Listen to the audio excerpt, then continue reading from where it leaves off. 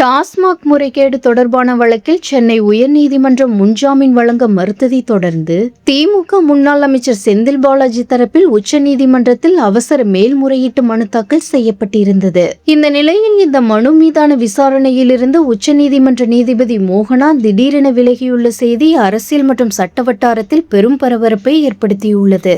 டாஸ்மாக் முறைகேடு வழக்கிலிருந்து தமக்கு முன்ஜாமீன் கோரி செந்தில் பாலாஜி தாக்கல் செய்த மனு உச்சநீதிமன்றத்தில் நீதிபதி மோகனா அடங்கிய அமர்வு முன்பு விசாரணைக்கு வந்தது.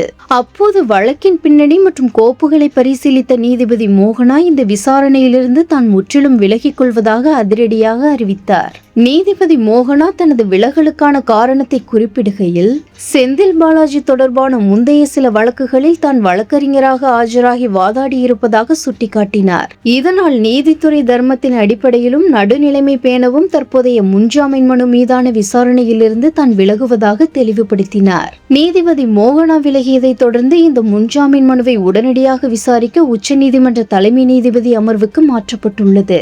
இதையடுத்து செந்தில் பாலாஜியின் முன்ஜாமீன் மனு மீதான விசாரணை தலைமை நீதிபதி தலைமையிலான அமர்வு முன்பாக இன்று நடைபெற்று வருகிறது. இந்த விசாரணை செந்தில் பாலாஜியின் அடுத்த கட்ட சட்ட போராட்டத்திற்கு மிக முக்கியமானதாகவும் பார்க்கப்படுகிறது.